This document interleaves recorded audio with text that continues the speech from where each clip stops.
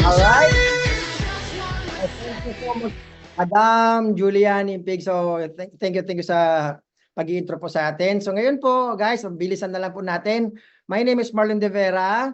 Tama po si Madam Julian, isa po akong OFW. But before that, let me share my screen. Pero kung ready ka na, okay, Zoom. Yan, pagkitype naman po ng I am blessed. Kung ready ka na po. Ready ka na ba sa mga blessing na ibibigay po sa atin ngayon?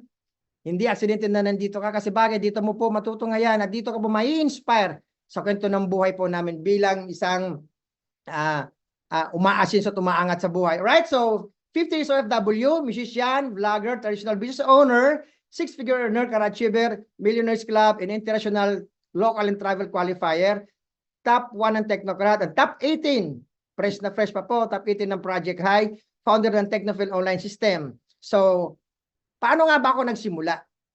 Isa lang din naman po akong performer sa iba't ibang bansa. Kasi nung nasa Pilipinas ako, sinubukan ko na lahat ng trabaho sa Pinas. Walang may nangyari. So sabi ko, naririnig ko sa iba na maganda daw yung kitaan sa iba't ibang bansa. Yes, maganda yung kita sa iba't ibang bansa. Pero nung nasubukan ko na, halos parehos lang din naman pala. Sa 15 years namin mag-asawa, sa 15 years namin nagtatrabaho sa iba't ibang bansa, kasama ko po asawa ko, bilang isang musician, malaki po kinikita po namin.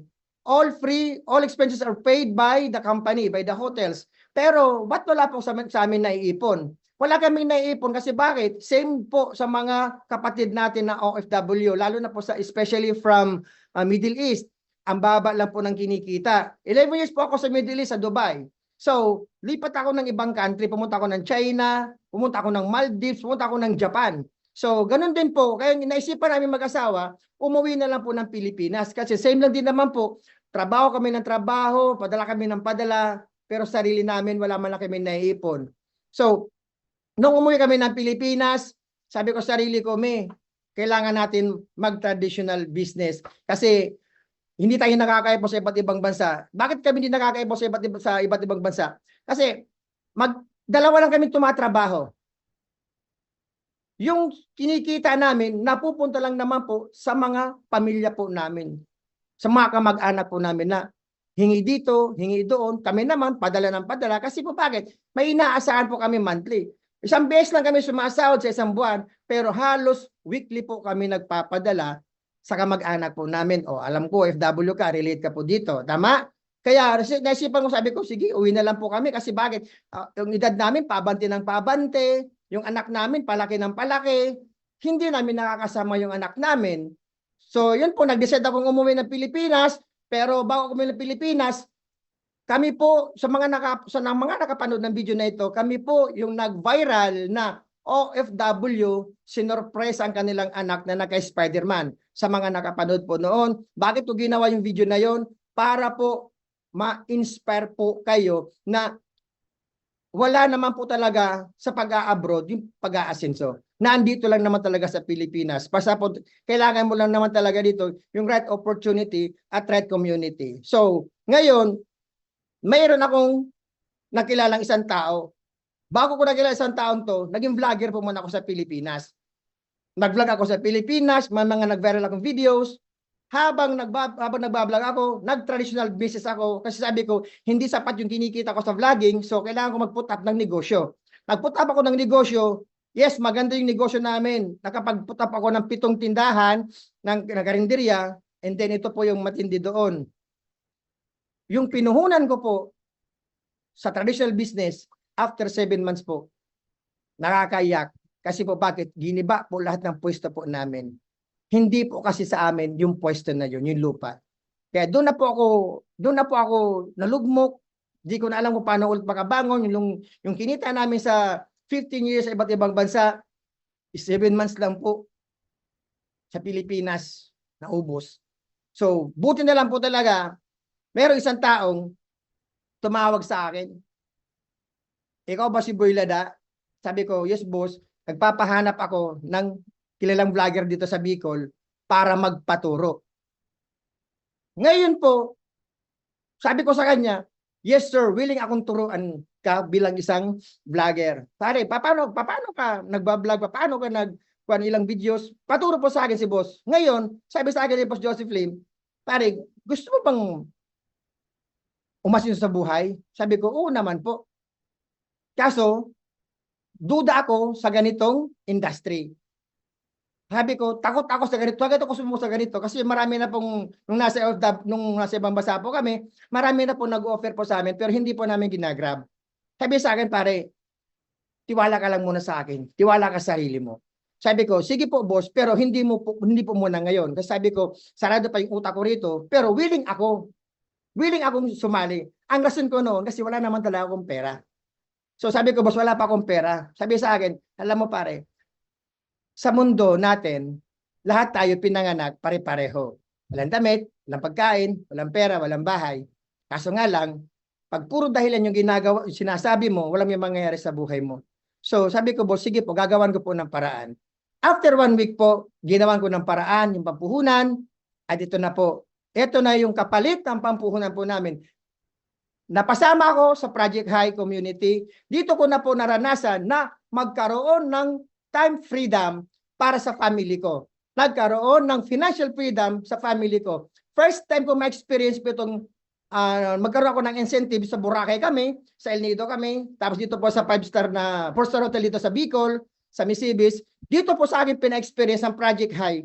Yung ganda ng buhay. Nung 15 years akong nag-OFW, hindi ko man lang po ito naranasan at naramdaman. Dahil dito sa community po natin, naturuan po ako, natulungan po ako ng ating community. Ito na po yung naging resulta po sa akin. Hindi lang po incentives ang binigay sa akin, kundi po yung local travel na habang nag-e-enjoy ka, nagne-negosyo ka, kumikita ka pa. Ito lang po, last week lang po ito, pumunta po kami ng La Union at saka sa Baguio. Sobrang experience ko, sabi ko sa asawa ko, May, anong naramdaman mo na, magkasama kasi yung asawa ko, sabi ko, May, anong naramdaman mo ngayon na magkasama tayo ng ganito, na ini-enjoy natin yung negosyo natin, yung anak natin na 15 years old, habang nag-aaral siya, kumikita din siya. Sabi niya, alam mo, ito yung pinalampas natin ng mga ilang taon.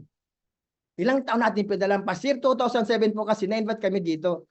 Pero po, dinecline po namin. Kasi sabi ko nga, because of the fear and doubt, takot po talaga kami sumubok. Nung sumubok kami at nag-decision po kami, eto pala yung kinatatakutan namin, eto pala yung magpapaganda ng buhay po naming mag-asawa, kasama pa namin po yung anak namin. Kinikilabutan ako. Sobrang kinikilabutan na talaga. Thank you so much talaga Project High. Thank you so much Mentor Joseph Lim. Thank you so much sa Project High Councils na nagturo po sa amin. So eto na po. Kung dati sa Zoom lang po ako nag-aatin ng trainings, ngayon, sa Hong Kong na po ako nag-share ng aking journey. Imagine niyo po yan. Nakwento ko yung buhay ko kung paano ako nagsimula at marami po nakarelate. Almost 600 attendees po nung nasa Hong Kong po kami. Kasama ko yan yung buong team, yung buong Project High, buong Millionaires Club, syempre si Boss Joseph Lim.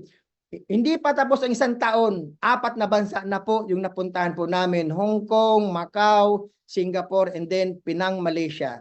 So thank you so much talaga Project High dahil po pinakita niyo po sa amin kung ano yung kagandahan na nakakatulong kami sa mga kababayan nating OFW at mga kababayan natin nagtatrabaho sa iba't ibang bansa para makapag-ipon. Isa po akong patunay na buhay na nagsasabi sa inyo, kalimutan mo na muna yung takot at pagdududa mo. Kasi bakit? Ang dapat ang katakutan mo, yung sitwasyon mo ngayon, sa tagal mo na nagtatrabaho sa iba't ibang bansa, yan po yung kinatatakutan mo, bakit wala ka pa pong naiipon? Bakit wala kang naiipon? Kasi padala ka ng padala sa kamag-anak mo, mag-isa ka lang na nagtatrabaho, pero ilan sa pamilya mo ang tinutulungan mo, kaya hindi ka po nakakaipon. Gawin mo to part-time side hustle habang nagtatrabaho ka dyan, habang natutulog ka dyan, habang busy ka dyan.